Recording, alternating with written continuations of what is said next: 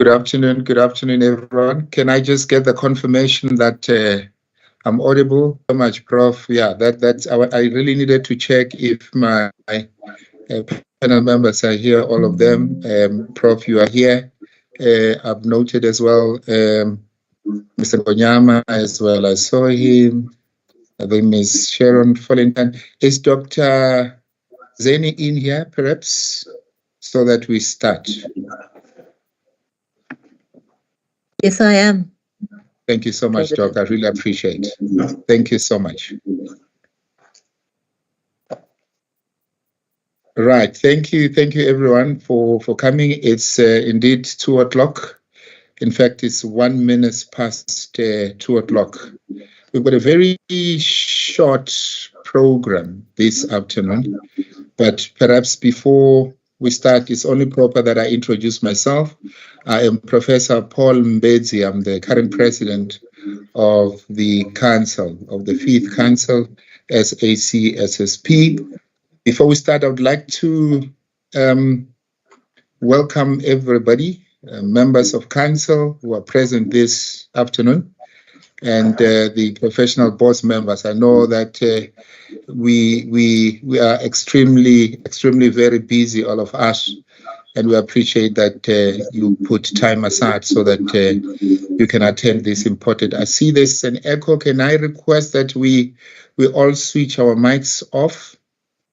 Thank you so much. I would love also to welcome the Vice President and the current chairpersons and the vice chairpersons of the professional boards, former members of council and professional boards, registrar and member of staff present here this afternoon, the panel members who will share their insights. I got the confirmation earlier on that about 325 people confirmed to attend this webinar.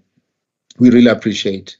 Today we shall have reflections by former presidents and vice presidents of council, chairpersons of professional board and former members on the importance of regulating social service professions over the past 25 years.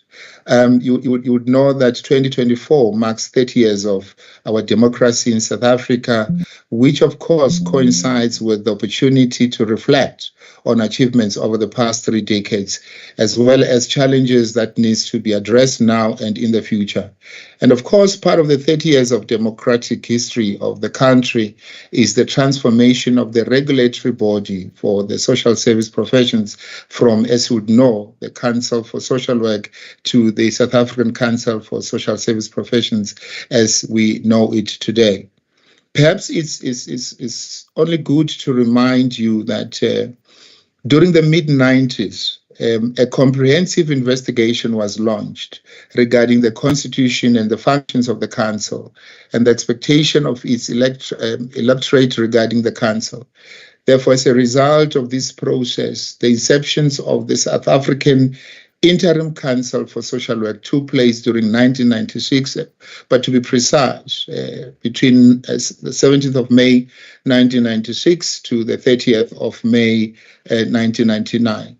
And of course, to continue the consultation process with the electorate and all role players with a specific directive to make recommendations to the Minister of Welfare and Population Development regarding the constitution of a new council.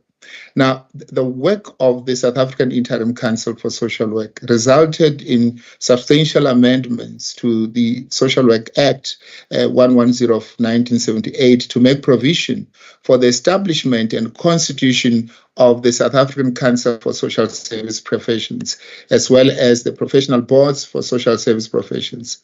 Now, in terms of the Amendment Act, the Council shall be the umbrella body for the various professional boards. Each professional board will be a body dealing with the business of the professions under its auspices. Now, during the consultation with role players by the South African Interim Council for Social Work, it was agreed that the successful incorporation of the professional and occupational groups within an umbrella structure would only be possible should the following principle prevail. Number one, autonomy of each professional and occupational group. Number 2, financial viability and self-support of each professional and occupational group. The incorporation of other occupational groups should not be detrimental to the position and status of social work as a profession. Now, the first South African Council for Social Service Professions following these amendments to the Act was constituted 25 years ago, and that is on the 8th of June 1999. Now, the SACSSP 25th anniversary also coincides, as you would know, with the country's celebrations of 30 years of democracy, as indicated earlier, and as such provides the opportunity to acknowledge and celebrate the role of the SACSSP as a regulatory authority for this social service professions over the past 25 years in a democratic South Africa. We are actually pleased to have these virtual seminars themed 25 years of leadership in the regulation of social service professions in a democratic South Africa. Now, this afternoon, we've got panel members, esteemed panelists who were part at some point, and the other of the leadership that brought us to where the South African Council for Social Service Profession is today. Now, I'm going to proceed now, if you can allow me to start this part of the program by, of course, acknowledging the presidents and the vice presidents, as well as the chairpersons and the vice chairpersons of the professional boards for their incredible leadership and of course, commitment towards the social service professions in the country. We are able to move forward today and lead because of the solid foundation that you have laid. So this virtual seminar is not only to be informative and reflective, but also to celebrate the leadership of those who came before us. And if you can allow me, without wasting time, that I introduce the panel members here present with us this afternoon. I will introduce each panel member, and I want to request that as I do so, I'll introduce them formally, of course, before they could actually give their reflections. But let me now, welcome our panelists. Please, as I mention your name, I would request that you put on your camera so that we can all see you. I will start with Professor Joyce Mohapi. If you can, switch on your camera, Prof. She was the Vice President of the second SACSSP. Prof, if you can, we'll appreciate so that we can see your face. There is Prof there. I'm sure we are able to see her. Thank you so much, Prof. We appreciate. I will then request the former Vice President of the Fourth Council, SACSSP, who is also the current chairperson of the Professional Board for Child and Youth Care, Mr. Ngonyama. If you can just switch on your camera where you are so that we may see you.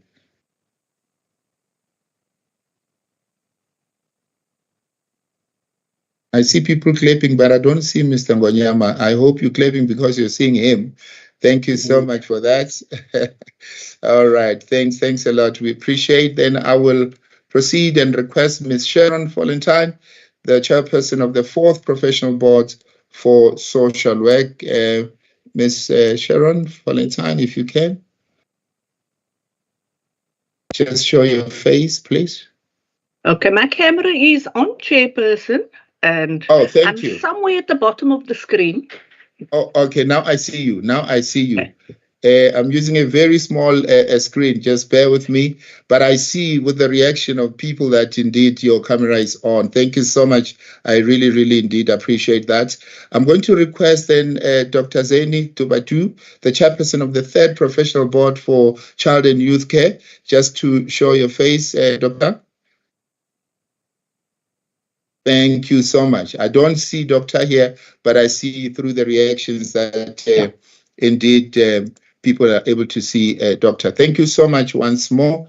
I'm now going to, without wasting time, invite each panel member in the order as they appear on the program to provide their opening reflections on the highlights as well as in the insights during their tenure as in the office. And each panel member has at least 10 minutes.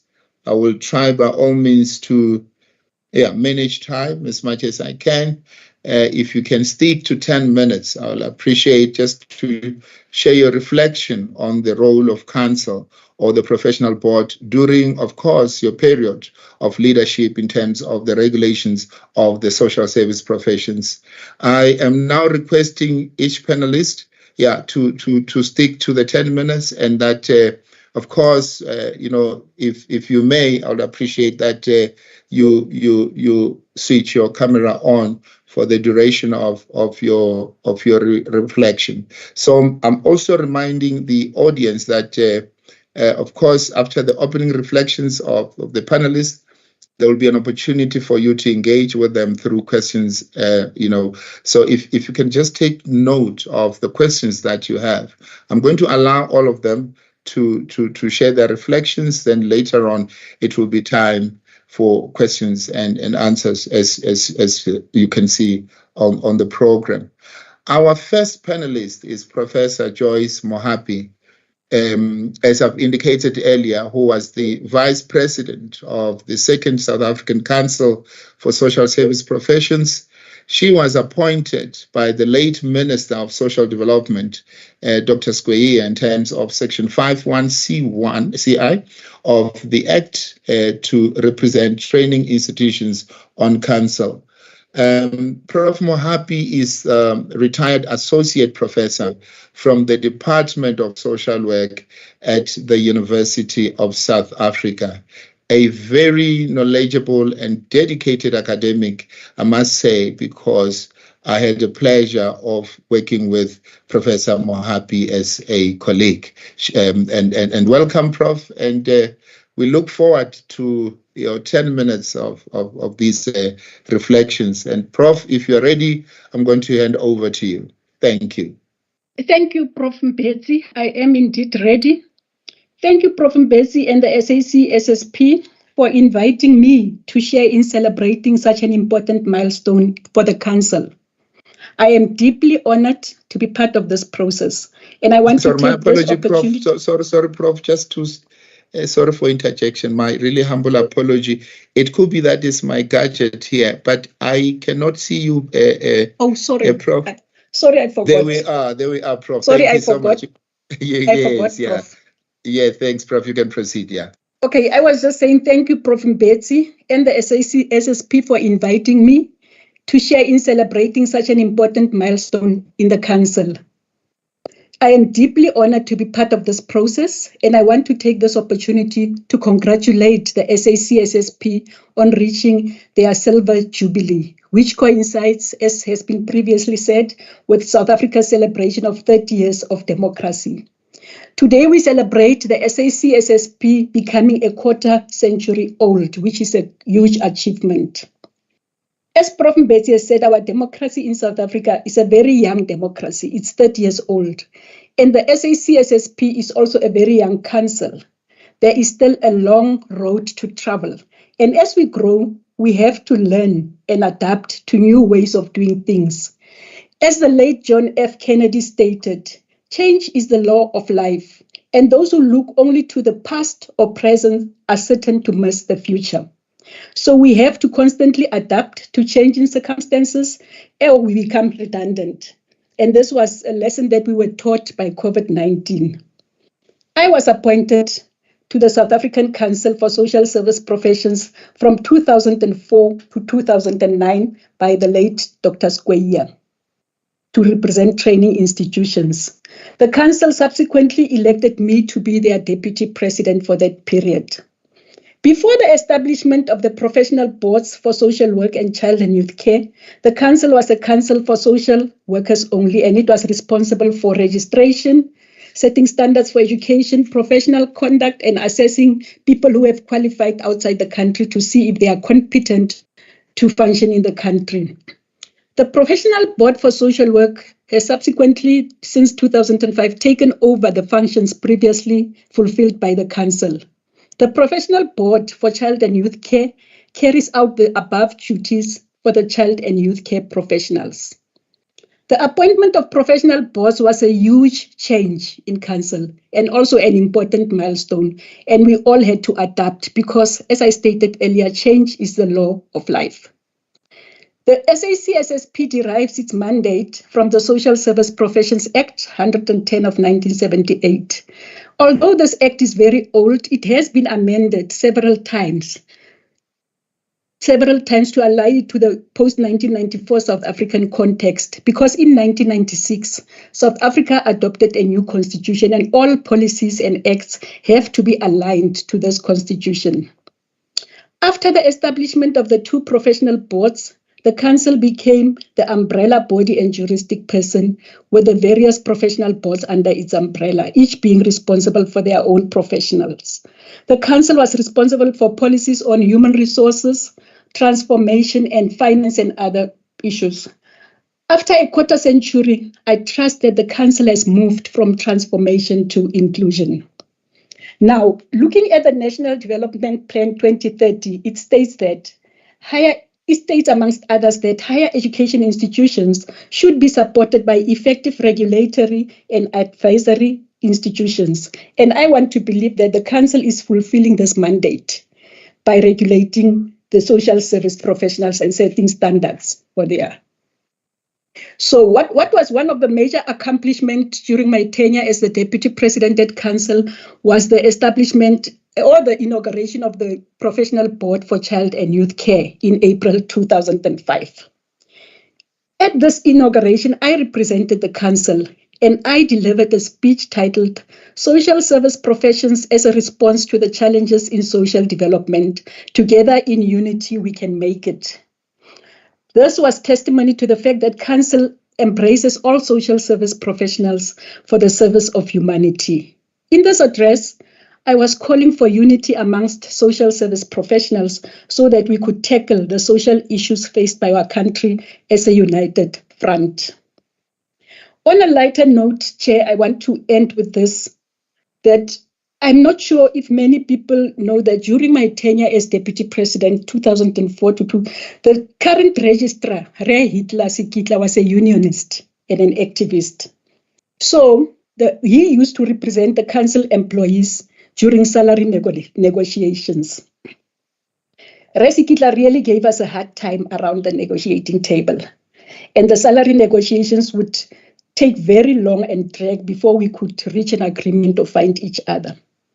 Because he was always demanding double-digit percentage pay rises for the workers.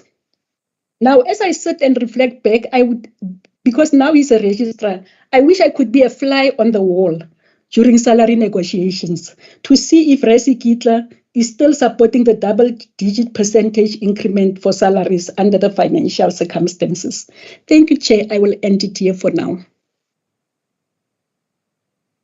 Thank you so much, Prof. We really indeed appreciate you sharing, your reflections on the milestone, and it is quite evident indeed that, of course, we were led, and your accomplishments are really indeed acknowledged. I've taken note of the inauguration of the Professional Board for Child and Youth Care in 2005. Thank you so much. Also for reminding us, Prof, that our registrar is the unionist, and it does make sense when I reflect. Is such a dedicated registrar, and we're really happy to have him with his commitment there.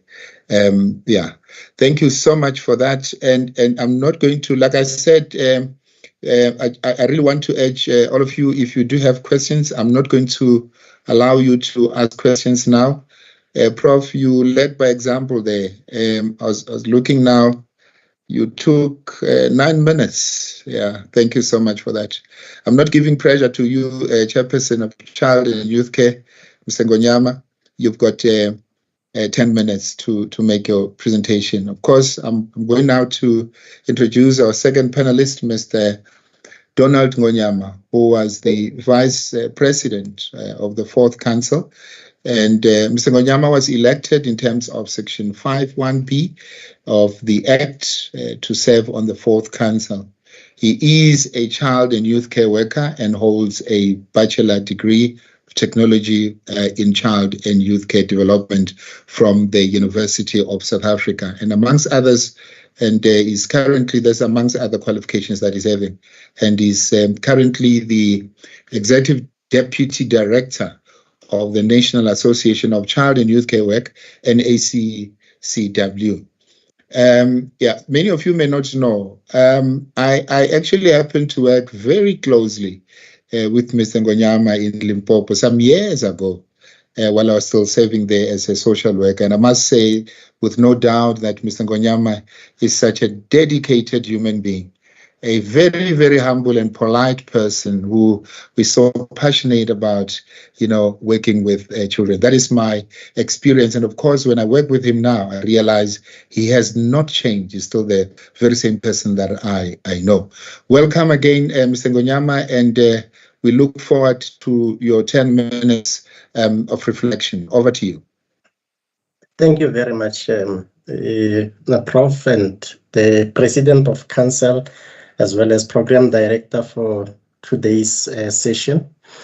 Please allow me an opportunity to just acknowledge the presence of the other colleagues who have joined us this afternoon.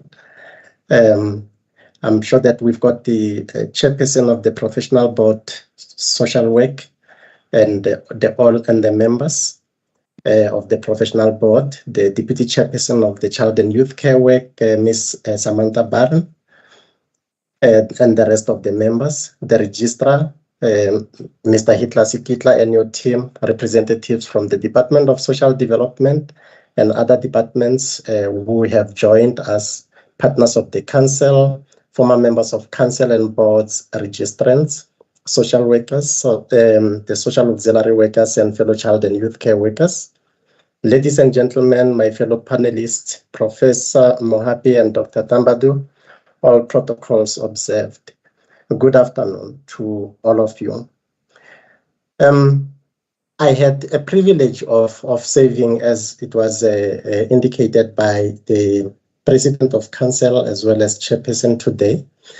Just to say that Council is a regulatory body. Its functions are guided by the South African Council for Social Service Professions Act 110 of 1978 as amended. It had set objects which provide guidance to its work. I will only mention 2 of 17 objects due to time. The one is to protect and promote the interest of the professions in respect of which professional boards have been or are to be established, and to deal with any matter relating to such interests. The second one is to maintain and enhance the prestige, status, integrity, and dignity of the professions in respect of which professional boards have been established. As I indicated, I was privileged to be a member of the Fourth Council, as well as serving as the Vice President under the leadership of Dr. Mariama Bitwa, whom I thank so much in her absence. The term was characterized by unbelievable commitment, hard work, and the drive to make Council better and to be relevant to its registrants. The work commitment was clearly aligned to Council slogan, not for ourselves. The Fourth Council assumed its term 7 months after the term of the Third Council ended. This created a vacuum in terms of leadership for Council and resulted in a number of backlogs in terms of a lot of decisions that had to be taken in order to enable the Secretariat to do its work. Some of the areas that accumulated backlog were registration, professional conduct cases, financial management issues that needed immediate priority. One of the matters that faced the Fourth Council was to consider the challenges that characterized Council at the time and to make hard decisions.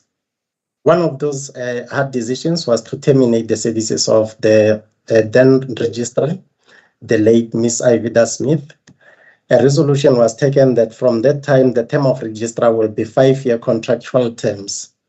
This decision was not taken lightly, and there was an in-depth consideration and consultations, and that was found to be what was at the best interest of council at the time under those circumstances. In addition to eradicating backlogs and the urgent review of policies, council also had to deal with financial challenges in the early years of its term of office. It instituted austerity measures as required at the time. Through its effort, commitment, and hard work of all relevant committees and office of the registrar, the financial situation was improved, which was very good. It was noted that the contributing factor to the financial situation could be linked to the 7 months of lack of leadership within council. The council then learned that the void that happens as a result of ending of term of council must be avoided at all costs. The smart financial management saw an exponential growth in the revenue of council. The success of the committee was based on the following factors: good teamwork, transparency, commitment to the process of the turnaround strategy, synergy between management and FinCom, and finally, consistent fiduciary control. In addition, the Act of Council provides in Section 11C for funds to be appropriated by Parliament for achieving the objects of Council, and this provision in the Act was never actioned to support the work of Council. The Transformation Committee was designated by Council to investigate the possibilities of this provision, and it was brought to the attention of the Department of Social Development as well as Parliament's Portfolio Committee on Social Development. The process to operationalize this section of the Act continues under the current Council. When the fourth Council came into office, it had to deal with a very negative public image, particularly from registrants. It immediately resolved to start with a comprehensive communication and public relations strategy, focusing on the brand of Council, as well as delivery of services to registrants and the public in terms of Social Service Professions Act.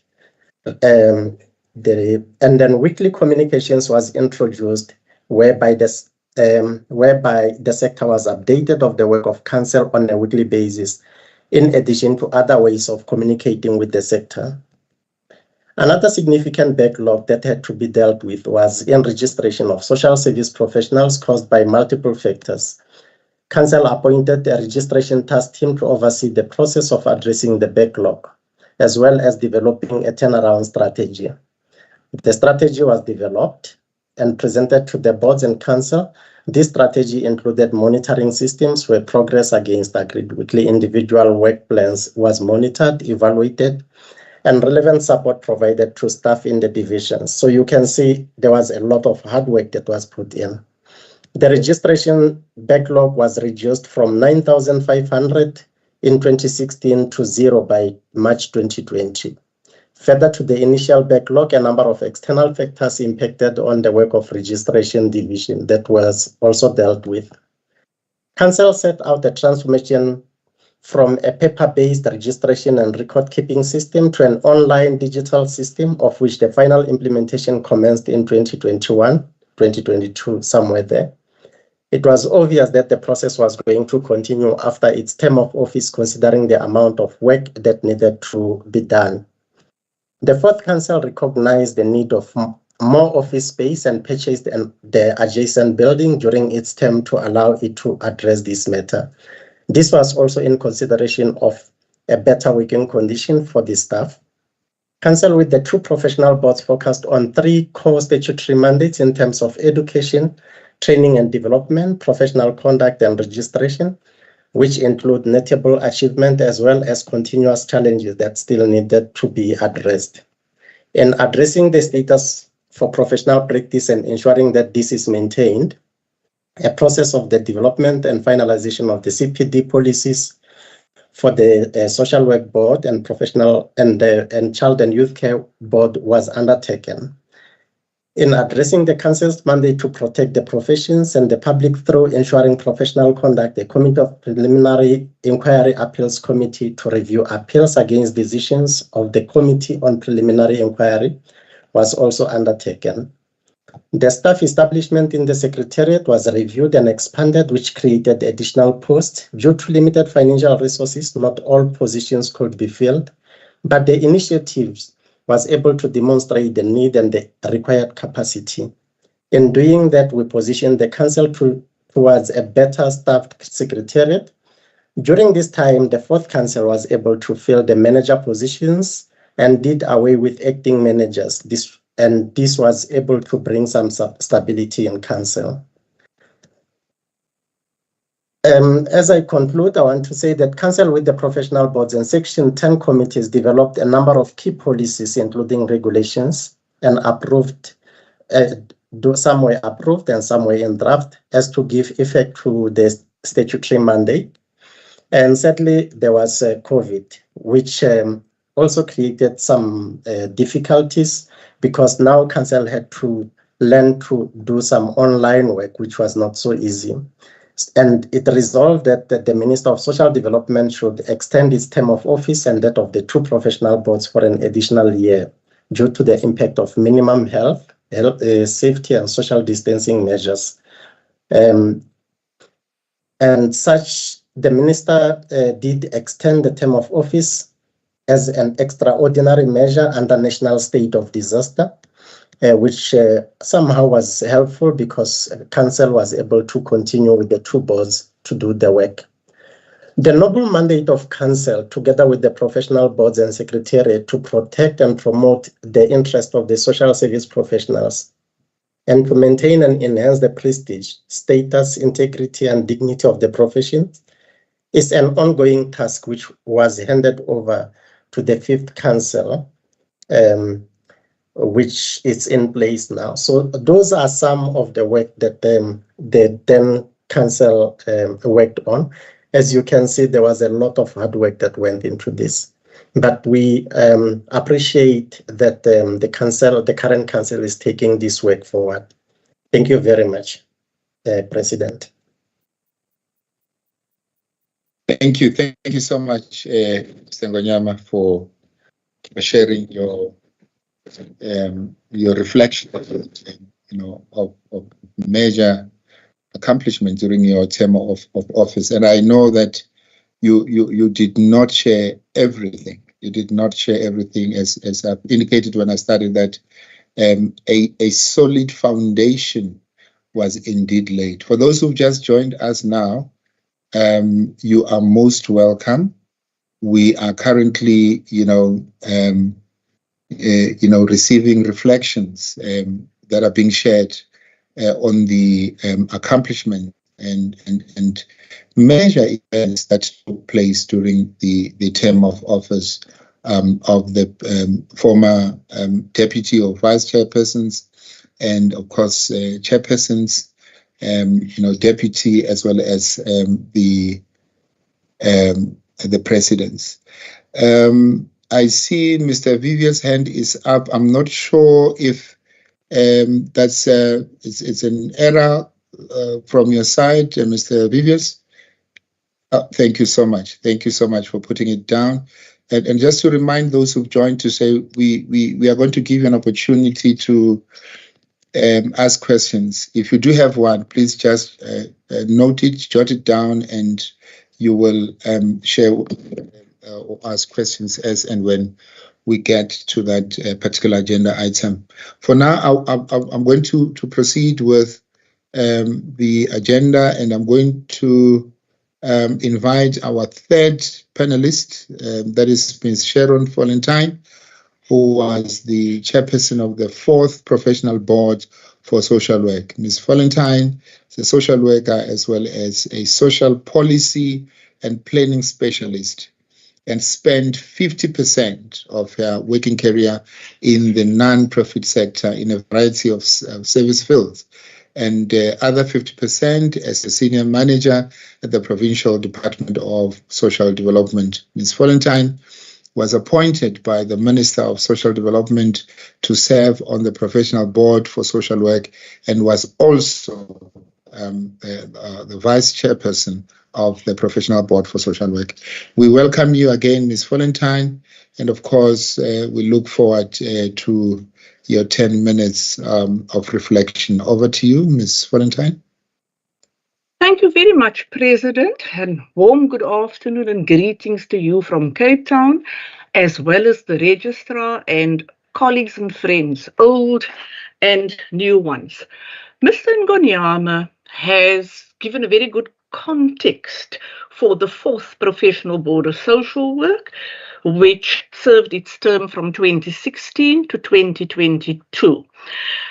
It was a period of profound internal turbulence, followed then by the disruptive events of the COVID-19 pandemic. I'm going to jump straight into insights and highlights. I have 3 insights that I'd like to share with people. And the first one is a bit of a personal one because it really has to do with my perception of council before I served on it. And my perception is quite a commonly held perception, and I borne out actually by some evidence, that regulatory bodies are rather remote entities. They're bureaucratic, they're burdensome, they have an overriding culture of being punitive, and sometimes they're hampered by obstructive gatekeepers. I shared this view to some extent, and then I served. And I realized that I was woefully naive and ill-informed.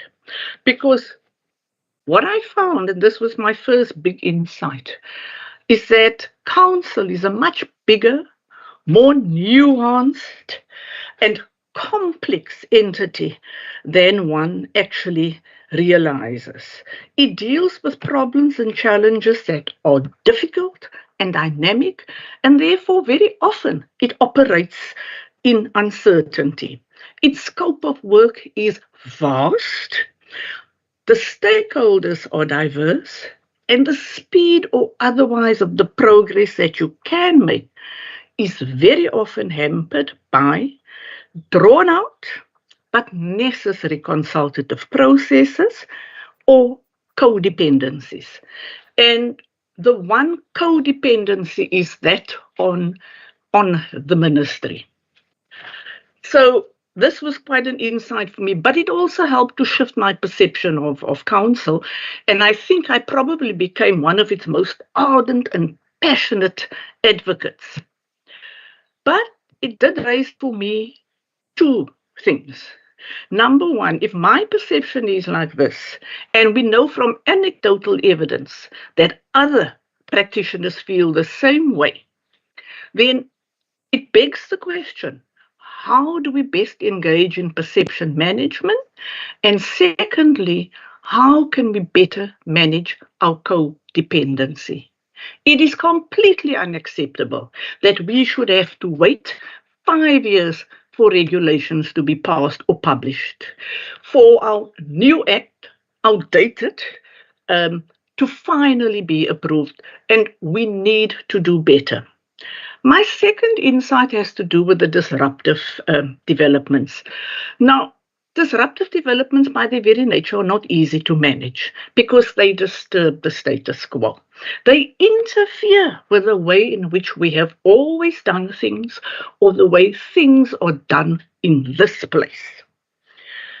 Okay, and so, but it can also be the catalyst for innovation and rapid transformative change. And I believe that the COVID-19 pandemic was an example of such a disruptive event that really catapulted us into new ways of thinking and doing and being, or if you want to use different terminology, it helped us to refocus, reimagine, and reset.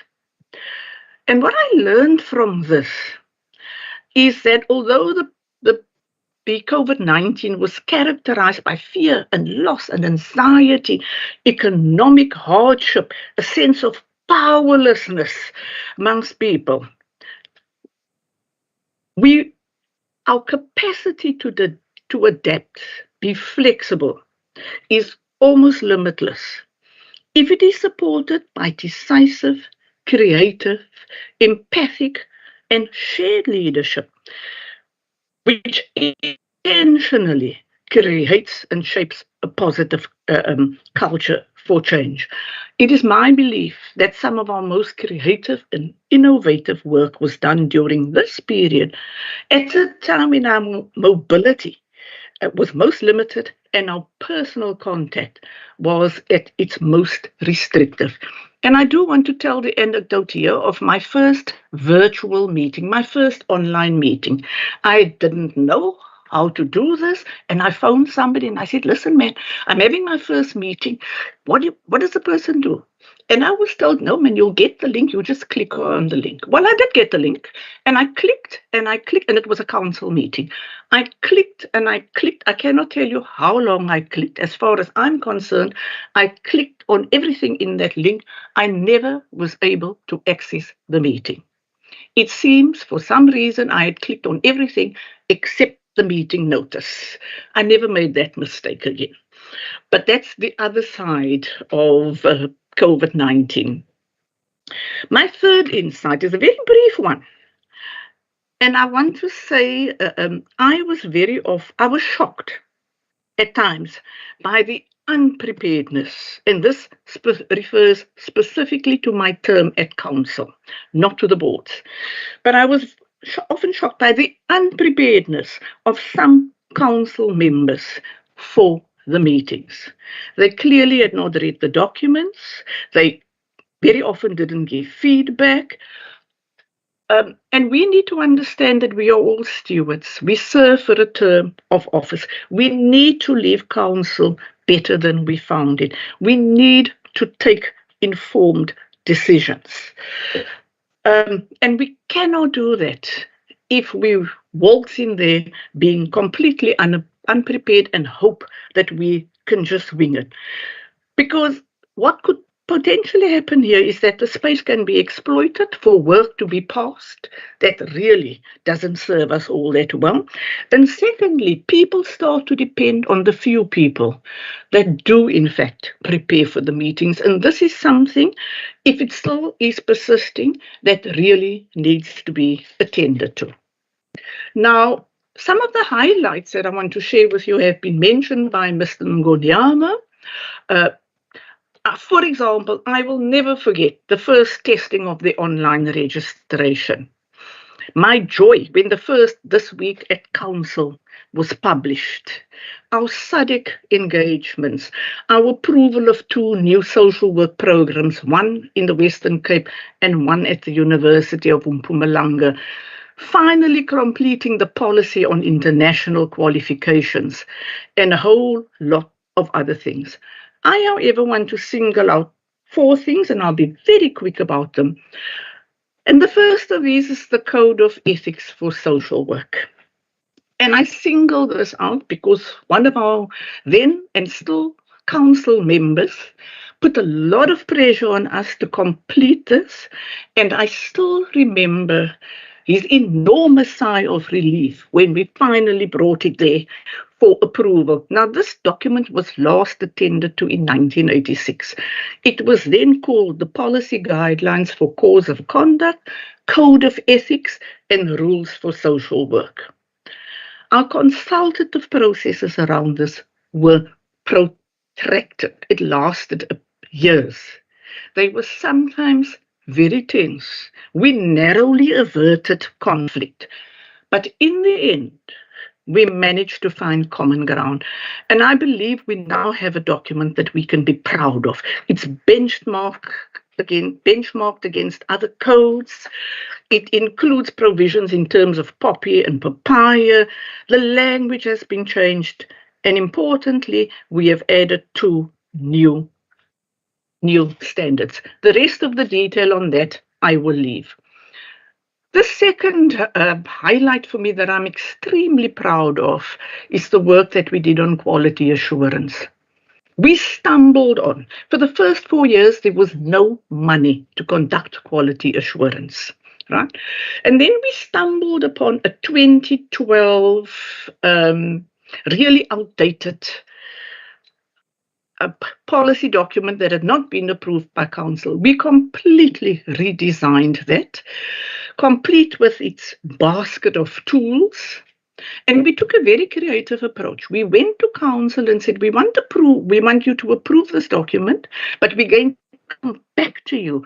What we first want to do is test it. This was in the time of COVID, and so we adopted a hybrid model. It was a self-assessment, and then eventually we went out. And so we got approval from council to test the policy. Based on the feedback that we got, we were able to enhance it, and in our term of office, council approved this policy. I am not going to say much. Mr. Ngonyama has referred to the CPD policy. I, for one, am happy that we now have a very comprehensive CPD policy with all the associated guidelines, such as our standard operating procedures, the norms and standards for CPD, the templates for self-study, your portfolio of evidence, the training provider application, the appeal forms. And for the first time in our term of office, we were actually able to test compliance with the requirements of CPD by way of a small random sample. We can only build on this. And the final highlight I want to share, because I want to pay tribute to all of the members of the team that I was lucky enough to lead. And this was the positive evaluation we got on our board performance by the Institute of Directors of South Africa. And this is important for us because of the lack of funds to do what we needed to do, because of all the leadership changes that we experienced, because when our board came in, all except one person was new. So it was a massive learning curve for all of us. And we performed extremely well. In fact, of all the structures in council, this board did the best, not because it had been in existence for a long time, because there wasn't a single question that asked, how long have you been in existence?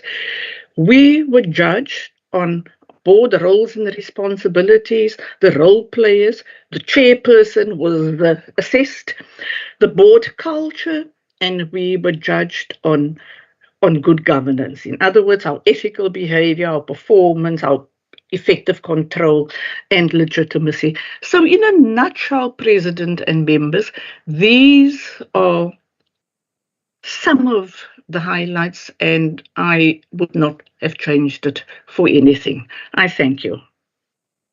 Thank you. Thank you so much, Ms. Valentine, for your comprehensive, reflection. We have actually absorbed and we have learned a lot from your experiences and what you have just shared. And indeed, I want to indicate that many, who have joined, especially members of the council and professional board, will agree with you, especially when it comes to the perception of, council before and when you are in serving, then you realize that these are two different perceptions. When you are in, you realize how big, council is and the responsibilities ahead of us as members. Thank you so much. We really indeed appreciate it. I think you put it very nicely there in terms of different categories, the disruptive developments. We took note of that, but also the highlights that you just shared towards the end of, your speech or presentation there regarding the code of ethics, quality assurance, CPD. So indeed, but what is key that I'm taking now is the issue of unpreparedness of some of the members. This is something that we're actually learning, that we cannot go to a meeting unless you are actually prepared. So I hope members of council and professional boards who are here, we're able to learn something to say we really, really have to prepare for each and every meeting. Thank you so much once more. We really, really appreciate your insights. Now, on that note, I'm going to request our last panelist, that is Dr. Zeni Thambadu. She was the chairperson of the third professional board for child and youth care work. And Dr. Thambadu is a child and youth care worker and holds a doctorate degree in child and youth care work, together with over 40 years of experience in the children's sector. And I'm hopeful that we are indeed going to learn a lot from you, Doc. And again, like the professional board for child work since the first professional board was established and constituted. And welcome, Doc, once more. And of course, we look forward to your 10 minutes. Just to check, we were supposed to be done with the questions and answer sessions by 10 o'clock, but I know it would not be fair because you're only starting now. So at least, Doc, by 3 o'clock, the most, let's conclude so that then we can open for question and answers. Then we move to the next agenda item. And I want to bear with everyone who has joined to say, please remain. This is not going to be long, but it's very important for us, for all of us, to get to know and to learn the experiences from, the panelists. Thank you so much. And over to you, Doctor. Thank you. Thank you very much. And just to start off by saying congratulations to Council on 25 years of service to the country. I thank you also for inviting me to speak. I chaired the third Professional Board for Child and Youth Care chairpersonship with Aziwe Magida, who was the first chairperson, and I took over when she resigned. We operated from 2016 to 2022.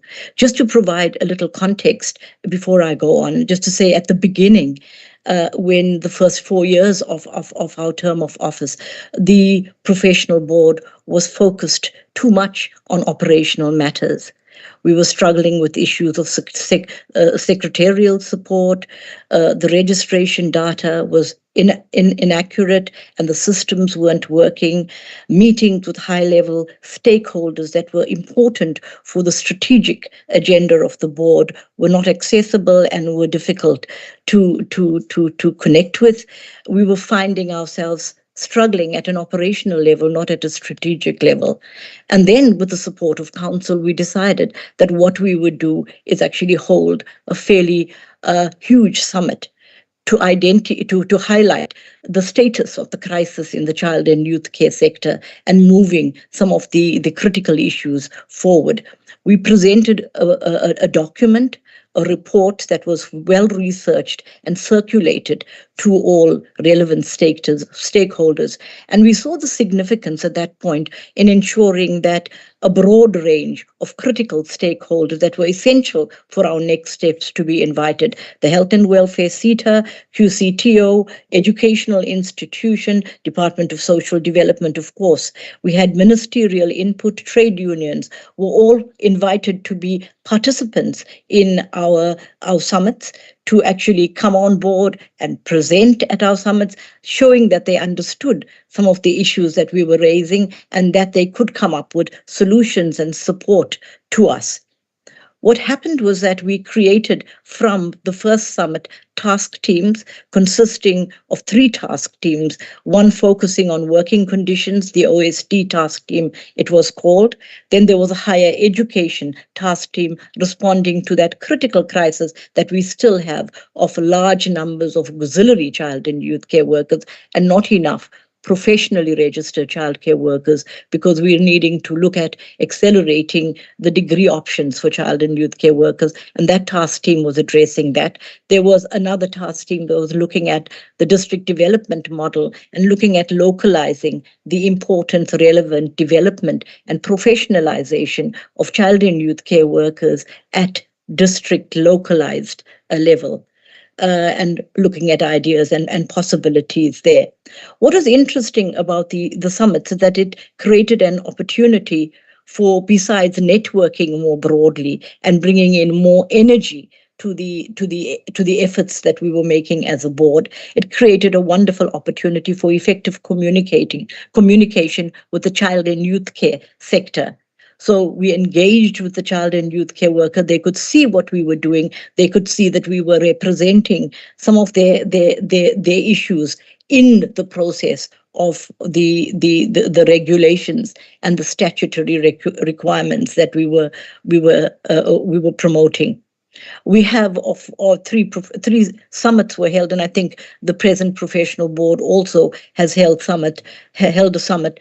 All of these summits were properly documented and provide evidence of both the engagements, the advocacy, and the issues that faced the board. Moving on from that, if I could just say that one of the exciting things in our term of office also was that there were large numbers of child and youth care workers that were registered. And I think 6,829 at auxiliary level, 83 at professional level. What this really meant and said to us was that the child and youth care sector was excited about the opportunity to register and be professional and show their enthusiasm, despite many of the challenges, as I said, we had experienced with registration at that particular time. Some of the other tasks we engaged with, we developed the, I think Mr. Nomna has identified the continuous professional development policy. It was developed and is active, with many short courses and training opportunities being presented to it and being processed. We finalized the Code of Ethics for Child and Youth Care work. We developed the Solemn Declaration for child and youth care workers and students as well. The quality assessment tools and norms and standards, even though not completed, were passed on to the new board to finalize. We did the evaluation of the level 4 and 5 FET certificate in child and youth care. There were roadshows, maybe not enough, but virtual and face-to-face roadshows did take place. A position paper on the administration of medication by child and youth care workers was developed. And in response to the COVID crisis, as others have identified, an online COVID training through the collaboration of various NGOs was developed and shared widely through the professional board's effort. And just to also say that the professional board attended their 17 meetings and 4 special meetings. They were representative on all the Section 9 committee meetings and other council and other meetings with great dedication and enthusiasm. We had a dedicated professional board that tried its level best to do what it could within its term of office and did, attend to its work with a level of diligence.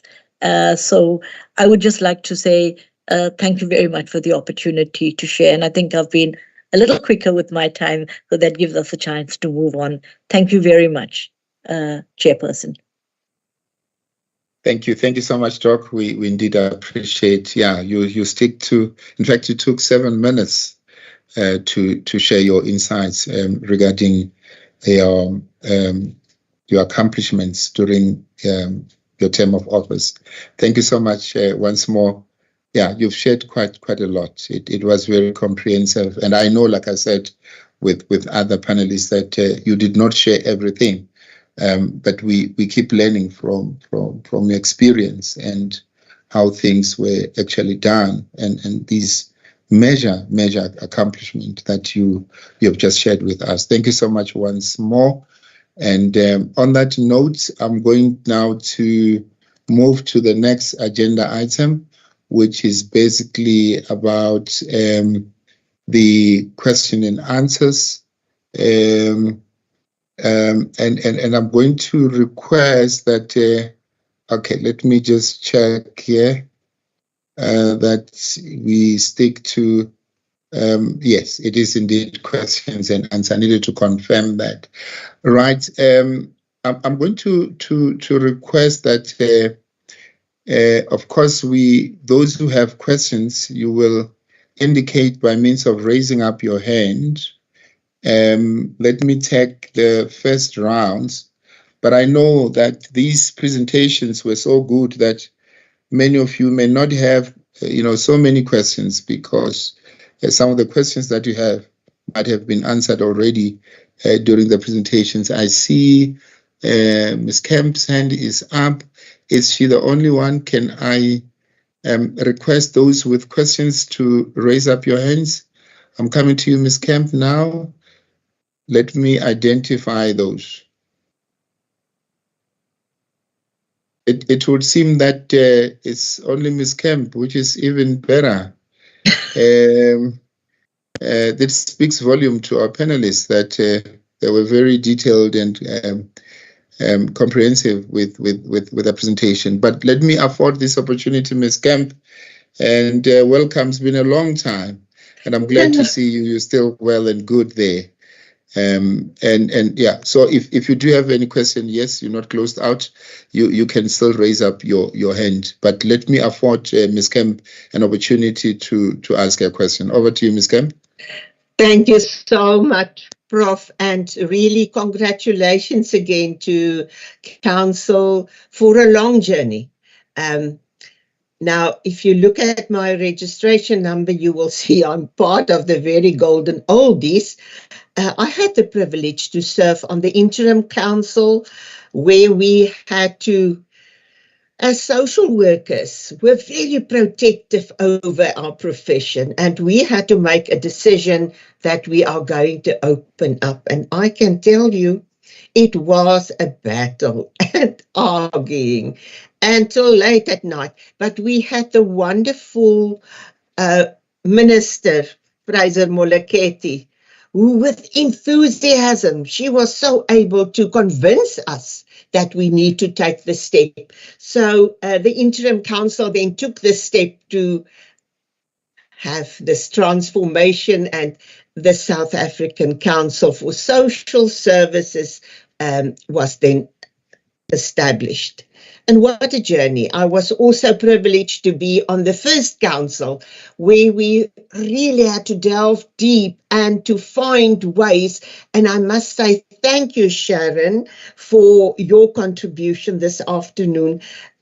Yes, but I must tell you, those days, nobody had a choice. You had to be very well prepared. We had Professor Lionel as our president, and he was also, didn't take nonsense, full of enthusiasm, and we had to prepare because we had to make a lot of decisions. And yeah, so we were the mother of the babies that were born, the board for social work and the board for the oh my goodness, the child and youth care workers. And thank you so much, Zenny. It was also good to see you. Yeah, so I just want to say, if I look back today, it was a wonderful journey and we've achieved a lot.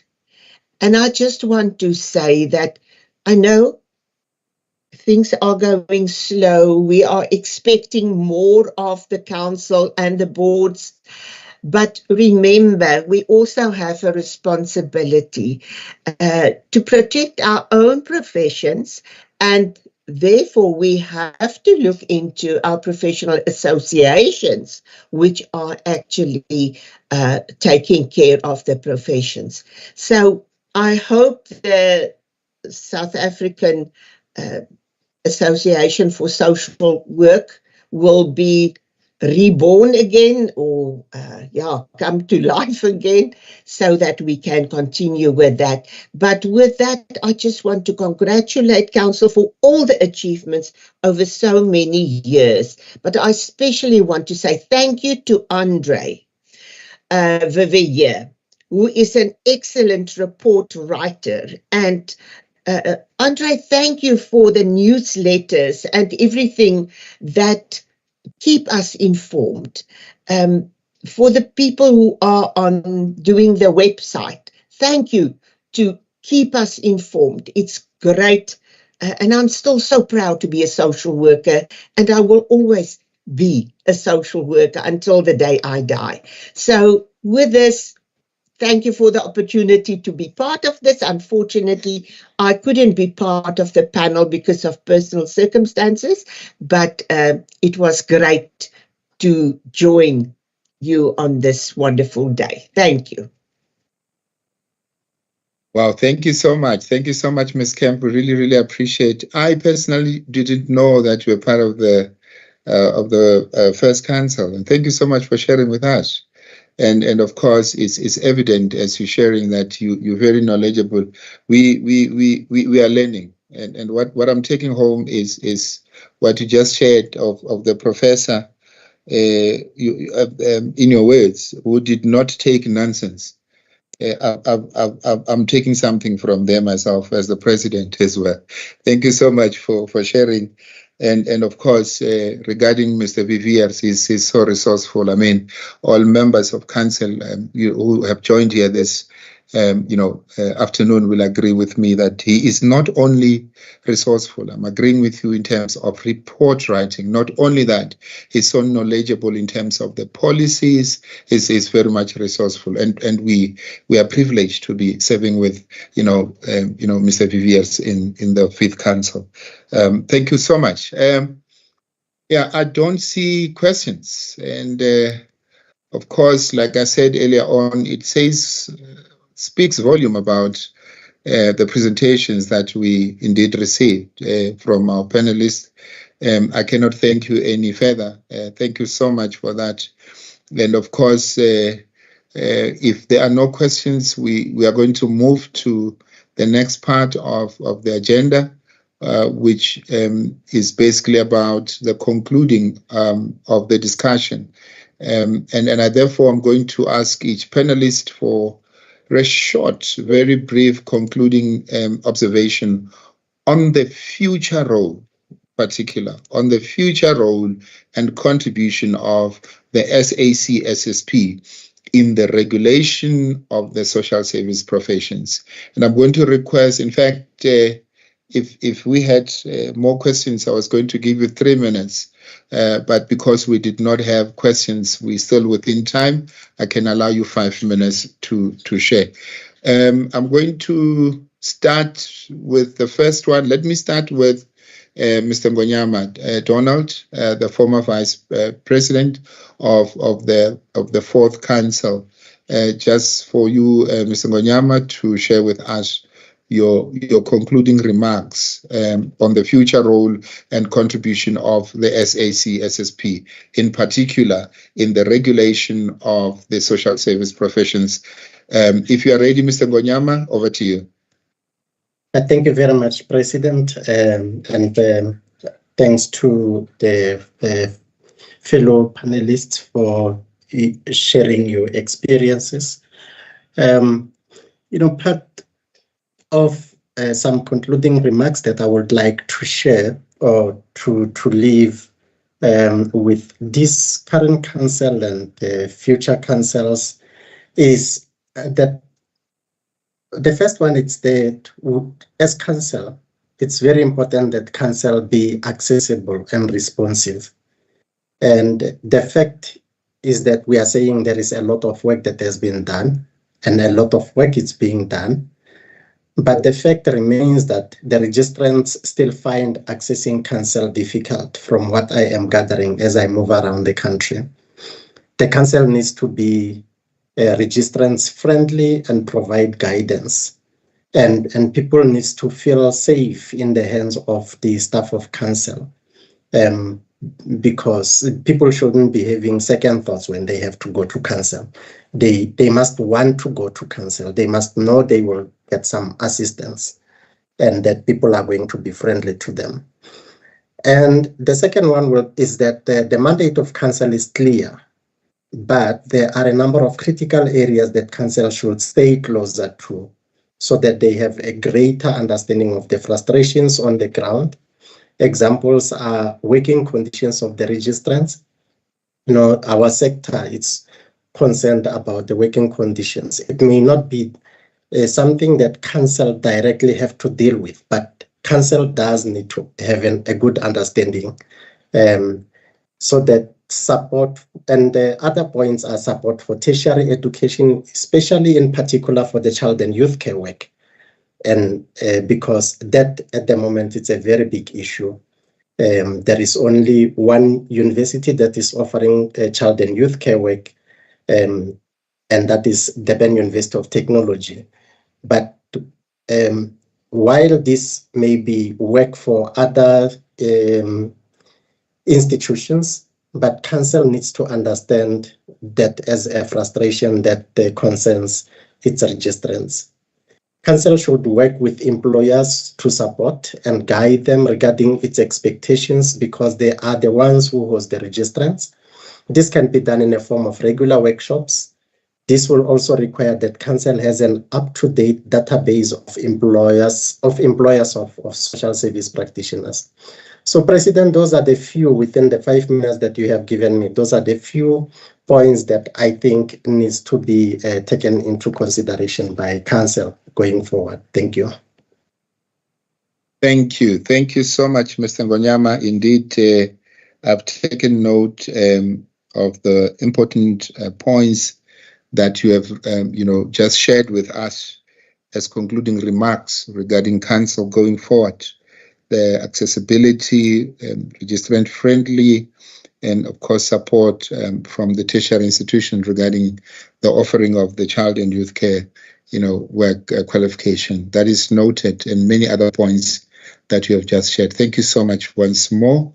We really, really appreciate. On that note, I'm going to request now Ms.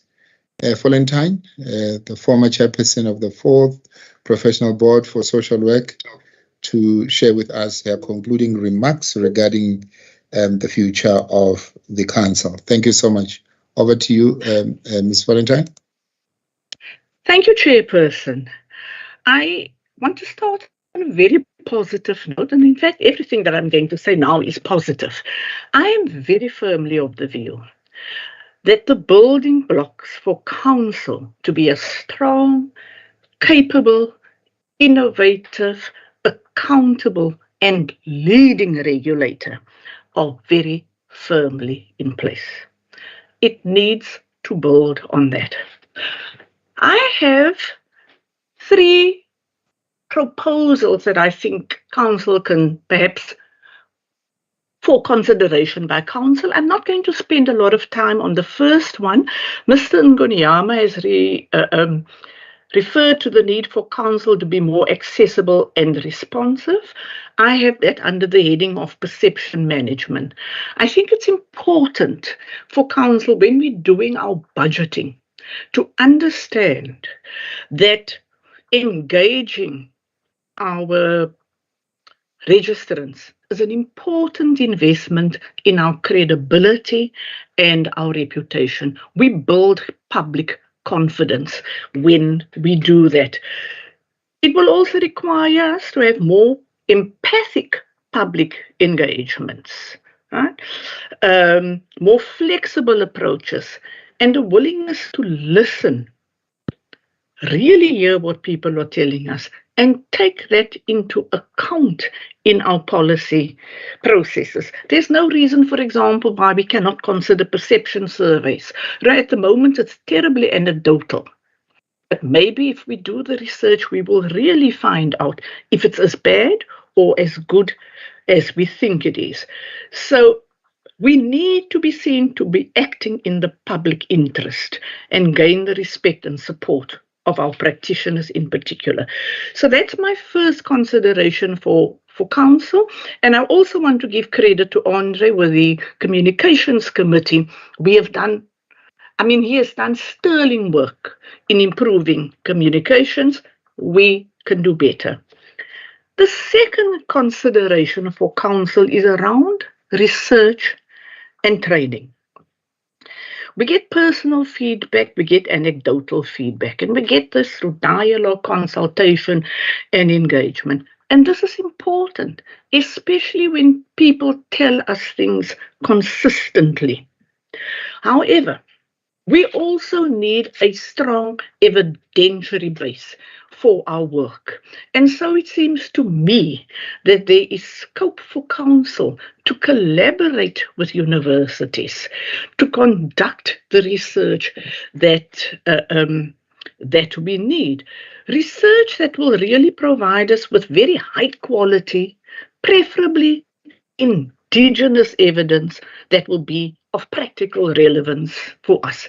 For example, one of the issues that I know Mr. Sakitla in his then position as professional conduct manager grappled with is, we know that there are bogus practitioners and there are bogus training institutions. Right? How big is this problem that we're talking about? What kind of mechanism is needed to investigate this? How do we minimize or eliminate it? Those are some of the research things that we can, so that we strengthen our knowledge base, our evidence, the evidence on which we base the work that we do. Could we, for example, also ask academic institutions to partner with us during winter and summer schools on training in CPD? These are some of the things. And I think the third thing, that consideration that I want to leave with Council, we are a regulatory body. We are not confused about that. But there's also growing evidence to suggest that practitioners expect more from the regulatory body than simply to register them as quickly as possible. Doesn't matter how late they've actually registered, but that's another story. And what practitioners are saying to us also, as we start to grapple with this notion, and I know in our province we have tried and actually do operate as a professional association, and I know there's an attempt nationally now to do that. But we know that the principle of social justice is enshrined in our values and principles, and that it is an important part of our professional identity. And yet there seems to be some sort of almost contradiction or dissonance, if you like, between regulatory control and social justice. There's almost an expectation that when it comes to social justice, as the regulatory body, we will play our advocacy role through participating in policy and legislative processes and meeting with diverse stakeholders, but you must actually do the social justice work there in the field. And increasingly, people are saying, do the values and principles, particularly those of social justice, apply only to practitioners, or do they apply equally to council? And can council not look at its social justice role, at its advocacy role? Our practitioners are wanting council to be an agent of social change. And by we are not meaning you must go and protest out there. We are not saying take political positions and party political positions, but we are saying look at our values and principles, look at what we consider to be injustices and systemic failures that affect and impact directly on the lives that people we serve, and then let's see whether between those two we can actually play more of a role of a change agent. Chairperson, I will leave you with those three things, but that we are on the right path, there's no question about it. Thank you. Thank you. Thank you so much, Ms. Valentine. I just want also to acknowledge the messages that are put, on the chats, in the chat box. I'm seeing them there. If you do have, and I see you are engaging there, which is well and good. Yeah, you have shared a mouthful, Ms. Valentine, and we really indeed appreciate that. We should be engaging to our registrants, and I think we cannot dispute that point. It's a very, very important point that you've said, but not just engage. We should be empathic public, we must engage, with empathy to our public, and we should be, be willing to listen. Very important. But I think what I'm also taking home is the point that you've mentioned regarding research, to partner with, institutions of higher learning and do some research, around the work and activities of SACSSP.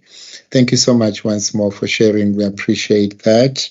And on that note, I'm going to move to Dr. Zeni, former chairperson of the 3rd Professional Board for Child and Youth Care Work. Please share your final reflection or your concluding remarks. Over to you, Doc. Thank you. Thank you very much. And just to say that I endorse the comments of the last 2 speakers as well on this issue. Particularly, I think Sharon's point about social justice. I think the Act talks about the respective boards needing to maintain and enhance the dignity and integrity of the profession.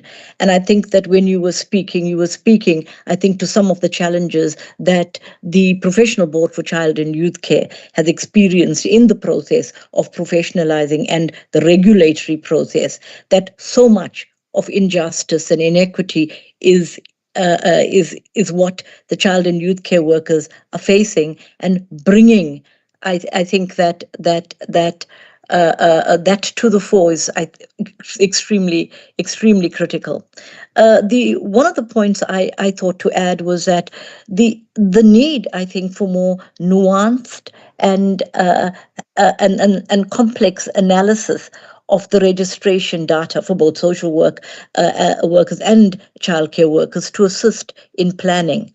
I think that besides understanding that our workers are auxiliary or professional or student, to do an in-depth analysis of where are they, what is the geographic location of them, what are the funding resources that exist for the ongoing support of the development of workers in these places like mining areas and others, what are the training institutions that exist or don't exist in these localities, and how can we look at our data to present us with evidence that we could use more effectively to enhance workforce professionalization and advancement, and taking forward some of the responsibilities of the professional board to regulate workers more effectively using the data. I also feel that there is a need for there to be more integrated social service professional models for social service delivery.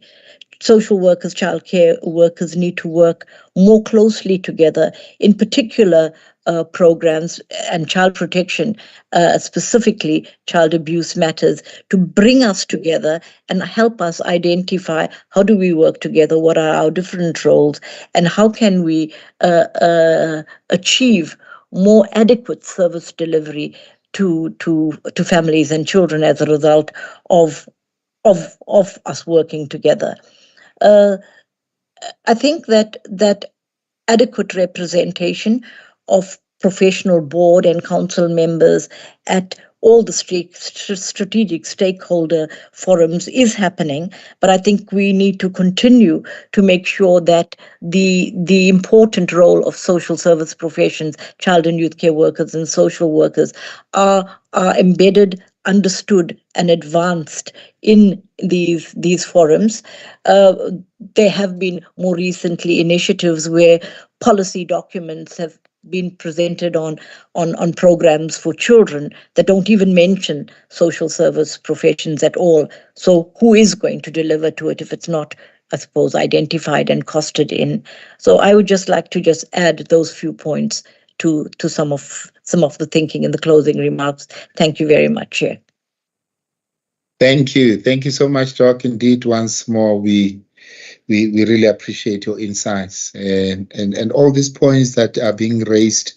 We are indeed taking note of them, and of course we are going to, really look into them and ensure that we implement accordingly, because we do believe that you are sharing from experience, and that is good for us. We continue to appreciate that.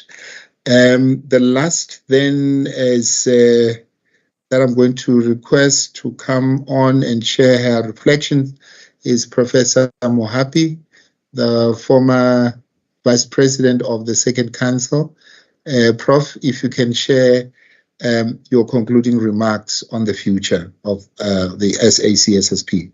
Thank you, President. The first thing that I would encourage the Council to do is to continue to embrace technology. I've observed that most of the processes of the SACSSP and the professional boards are now going online. But last week I was at the office and I also observed that there's a lot of paper going around in files and documents. And I would suggest that we start digitizing these documents. Even if we're having face-to-face meetings, let the documents be on the iPad or on the computer. I'm talking about this because I'm very passionate about the environment. If we start printing less trees will be destroyed to create that paper. So let's think of the environment in our day-to-day activities. That's my first point. The second point is that much as we embrace technology, we must invest also in new technologies or software. For example, so technologies that can detect similarities or the use of artificial intelligence. I'm bringing this up specifically in the context of the International Qualifications Assessment, because there are assessments done there. So if we use this type of software, it will protect the integrity of the assessments. The third point I'd like to make is on the issue of the international qualifications. I've been on panels where we get a lot of applications from neighboring countries and also in other parts of the region, African region and other countries outside Africa. Now, what I would encourage the SACSSP and the professional boards is to have more interaction with professional boards in the region or in the continent and start benchmarking so that we can move to more comparable standards of training and other things, because we've seen in the application that there's a huge difference between different countries. The final one I want to touch on is the definition of social work in the current Act. At one stage during our tenure, we were working with legal drafters trying to review the Act. And then we came to the definition of social work, which said, a social worker is somebody who is registered with the council. And the legal drafters drew our attention to the fact that that's not a definition, because it's not telling you what this person can do. In other professions, they'll tell you that an attorney can do this, an advocate can do this, and a judge and whatever. But with us, it's just registration. So I would say when the Act gets reviewed, the definition should be re-looked and be more specific to say what is a social worker, what is a social auxiliary worker, we must be more specific. Those are my few cents worth, Chairperson. Thank you. Thank you, Prof. I must say they are not few cents. These are valuable inputs that you have just shared with us, in particular regarding the issue of embracing technology and to invest in new technology. That's very, very important. International qualifications as well. You shared something about them. They are very important indeed points that you have raised. I can't remember who is a panelist who spoke about, that I think it's Ms. Valentine who said that during COVID, she did not know where and what to press. And I must say, Ms. Valentine, you are not alone on that one. It was a struggle for many, including, us in academia, that, we struggled a lot at the time, but one can learn and appreciate how the technology simplified things now. Look, we are able to connect from different areas. Before COVID, we'll have to travel and fly to Cape Town where we converge there. So I want to support the point that was raised by Prof. Mohapi there to say we need to embrace technology and to invest in new technology as well. Now, all the points that have been shared here, I'm not going to repeat because I'm going to request, Mr. Andre Viviers, who is a member of the Fifth Council, is not only a member of the 5th Council, he was a member also of the 4th Council, just to provide us a summary of the discussions that we had, this afternoon, and which includes also the way forward. I've got a pleasure to introduce Mr. Viviers. Much has been said about you there, and I think it's only fair that for me to reiterate what was shared in terms of the support that you continually provide to us, and I think the knowledge and guidance that you always provide to us, just to ensure that we execute our mandate and responsibilities as council in the right manner. Your knowledge of the Act, the policies, I've mentioned that, but also report writing, which was also shared. So it speaks volume about you, Mr. Viviers, and I really want to, on behalf of the council, I know I was not mandated, but to really appreciate your efforts and whatever that you are doing. I'm going to request Mr. Viviers just to come and give us a summary, then we conclude our webinar. Over to you, Mr. Viviers. Thank you, President, and thank you to everybody. And unexpectedly to be hearing one's name here, it was actually quite encouraging. So my role is not to repeat what the speakers have said, but to, as a rapporteur, just to reflect on what was shared with with us. So I will just make a summary, and I saw in the chat box people have asked about the presentations. By design, there's no presentation, but we will publish a short report as well as an article about the engagement here.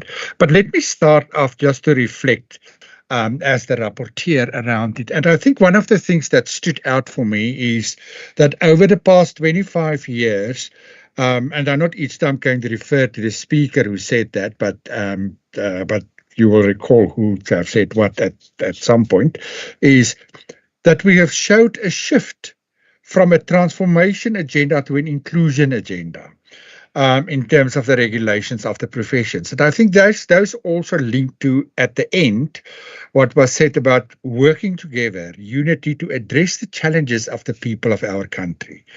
And that is a very important part, and I think it keep on or it kept come on as a recurring theme throughout.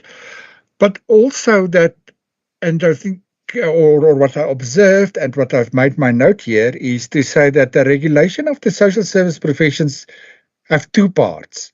The one part is to protect the interests of the professions and to maintain the prestige, status, integrity, and dignity of the professions. But the other side of that coin of regulation is to protect the public against bogus practitioners who have not have the right qualifications, practitioners who act unethical. Which brings me to, and I think, and I'm not going to go into the detail of that, for any profession or any regulation, whether it is social work, child and youth care work, or other professions like the medical profession, psychology, and the likes of that, there are three pertinent issues that have come up in different ways during this discussion, and reflecting on 25 years, especially on the Council for Social Service Professions. It is important that we do recognize that. And that the first thing is the registration, that we can set a benchmark to say, this is what is needed, the minimum what is needed for you to be registered or to get a license to practice.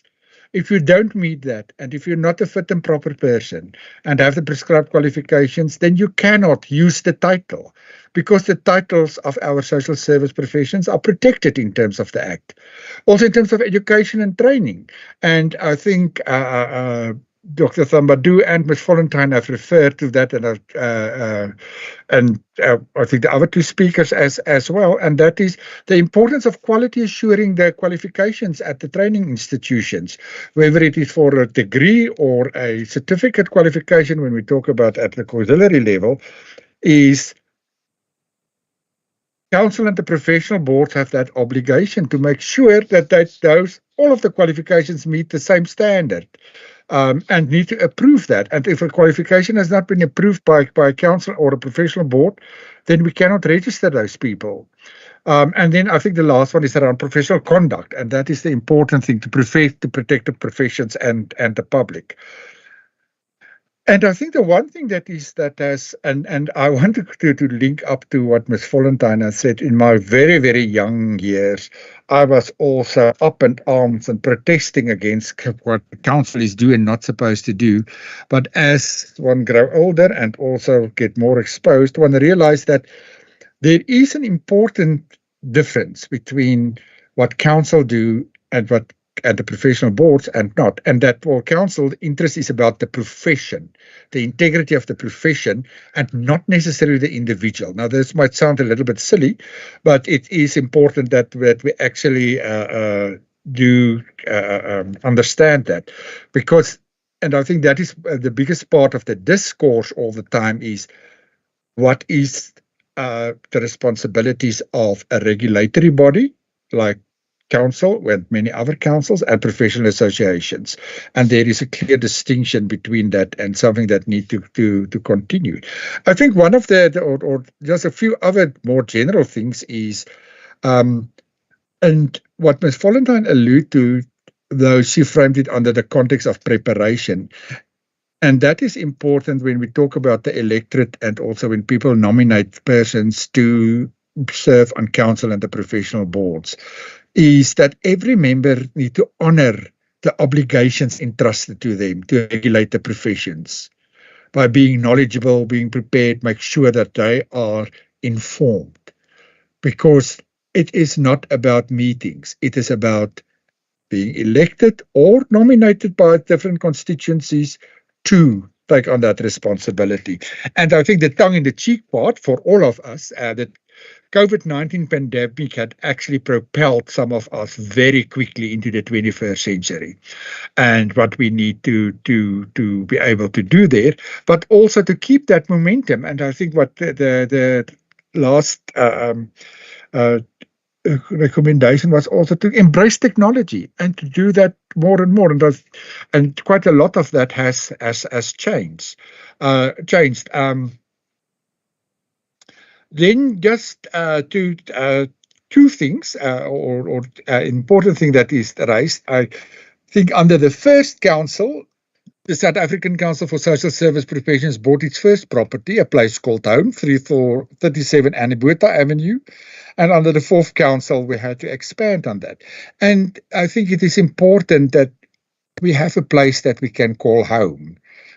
Even if the home is in Pretoria, it is at least, because before this, the council never had that. But also, and I think I want to reflect on some of the challenges that we need to understand as well in the specific context is, and it was referred to, that council also need to make sure, and the professional boards, but primarily council, that its secretariat operates optimally. Mr. Ngonyama have referred to that at one point the fourth council had to terminate the services of a registrar, but also had to deal with financial matters, because the finances are needed to actually execute our regulatory obligations. And many people might not know that, but council does not get any other funding other than the funding received from registrants. Council don't get funding from government or anywhere else other than the fees. And then just to get to a few of the areas that has been dealt with, and that would be my conclusion, President, around the reflections on the way forward. And just as a just to comment on that, is to say there are a number of things that came out in the recommendations which we can say is actually things that rest more with a professional association than a regulatory body. But we need also to understand is that there are always areas where we need to work together, where the one needs to take the lead, but the other one can provide the information or support. And I want to use the example here as the reflection on working conditions, though that is not the responsibility of council or the professional board to improve that. But what council and the professional board are responsible for is to inform employers that you need to make sure that social service professions have the tools and the space to adhere to their codes of ethics.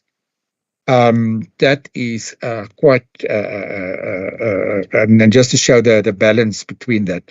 And also the part of communication and sharing and being more supportive. And I think very few practitioners know that in terms of professional conduct, it is not about dealing with complaints. Every social service practitioner can actually contact council to ask advice or guidance on ethical issues.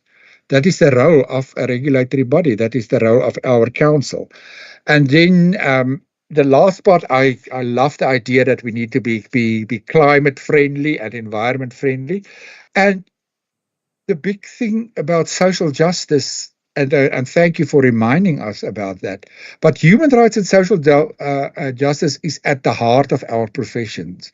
And it's something that the regulatory body, professional associations, employers, and individuals need to look at, but also there's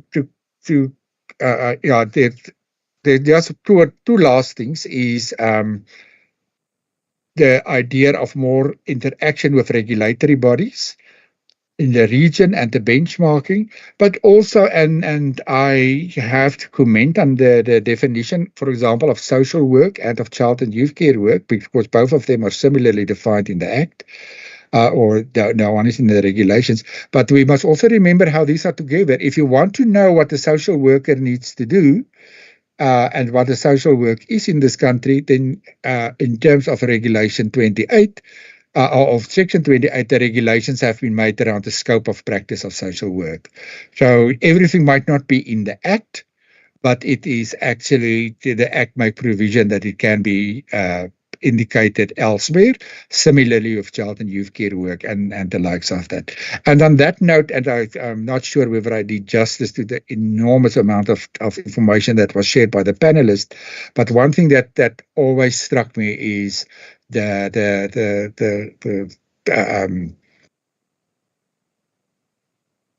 bottom part of the coat of arms of council, where the slogan is non nobis, which is not for ourselves. And I think that speaks so much about social service professions. Thank you, President, and thank you, colleagues, and especially thank you for the panelists that made my job so extremely difficult to try to capture all the rich information that you have shared. Thank you. Thank you so much, Mr. Viviers. We appreciate your concluding remarks there. You know, I was just thinking now to say, you know, after listening to all the remarks, you know, by the panelists and your concluding remarks, Mr. Viviers, I can gladly say that there's a bright future for our council as SACSSP. And it's so encouraging to get to know the experiences of those who served in the past, and just to compare with the kind of challenges that we are actually dealing with, and what you had to deal with in the past. But I think very importantly, the way forward that you have just shared with us this afternoon, it really indeed gives us hope, and I really want to assure everyone who managed to join that there is a commitment from all of us. And when I say all of us, the chairpersons of the professional boards are here. I'm including the boards as well as the council and the secretariat. There's that commitment, you know, to serve, and that's exactly what we are actually indeed going to do. These insights that you've just shared with us, you know, we are not taking them lightly. We are not taking them for granted. And I think what is key for us, given where we come from, as we'll be celebrating the 25th anniversary again tomorrow, you know, in the form of a gala dinner in Centurion, is to protect the integrity of the professions, but more so to protect the public. And I think you spoke about that, Mr. Viviers. It's very, very important. Yesterday, we had a delegation from Namibia, and I think the registrar, you can attest to this. They raised a very important, point, to say we hear you and we hear your mandate and all that, protecting the interests of the public and all that. But how much more do you reach out to public? Are they capacitated enough that they're able to, say, if they observe any unethical conduct, do they know where to go? Are we available enough to them?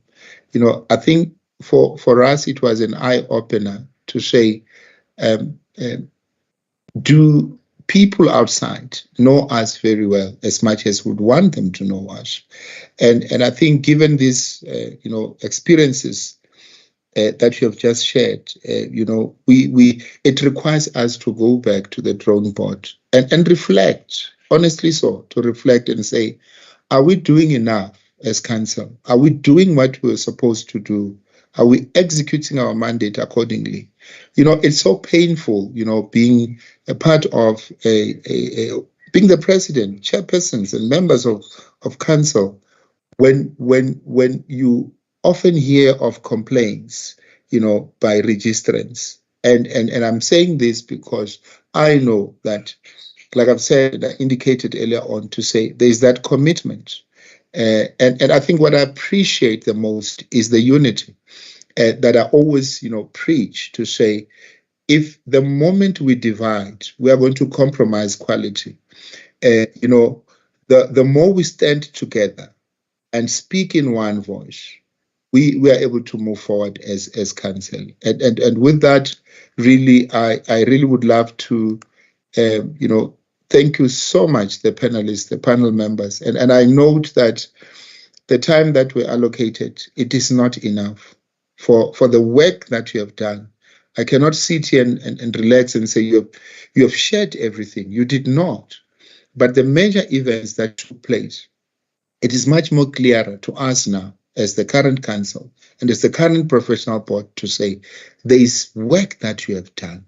We are here because of your commitment and your contribution. Otherwise we would not be where we are today. So we recognize and indeed appreciate your contribution. And I think these kind of webinars should be ongoing, just for us to keep, milking from the knowledge and your experiences going forward. And we really, really want to thank you so much. But I also would like to thank the task team, that was assigned with the responsibility to take it and arrange this 25th anniversary of the Council of Course by Mr. Thank you so much for organizing this kind of, a webinar and seminar. We really, really appreciate staff in the Secretariat. I always say, and I do not doubt, because from time to time, I always say, I appreciate what you're doing.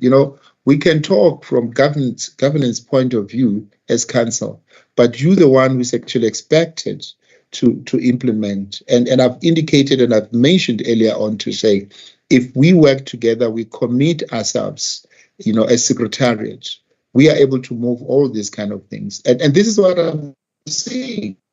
From what I'm saying. With that, I want to once more to appreciate the leadership that register. And I'm saying this, I have not, because I know from time to time we communicate, and I know that and together with the Secretariat and other council and professional board members, they work also, even after hours. Thank you so much, the audience, for coming through and participate. Sometimes it's always good to have this kind of engagements so that we can have this constructive kind of feedback for us to reflect, on the current work that we are doing, just for us to see if we are on track or we are not on track. And I know it's Friday. I said it when I started, that it's Friday and you put time aside just to come and share with us. That should not go unnoticed. And for that, I was saying thank you very, very much to everyone who managed to win and enjoy the rest of the day and the weekend. Thank you so much. This concludes our webinar this afternoon. Thank you. Thank you, President. Thank you, everyone. Goodbye. Thank you, everyone.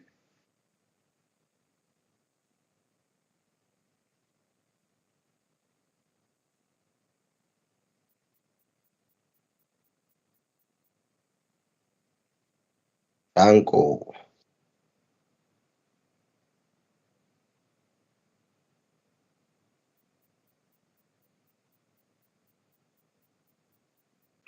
Siyabonga.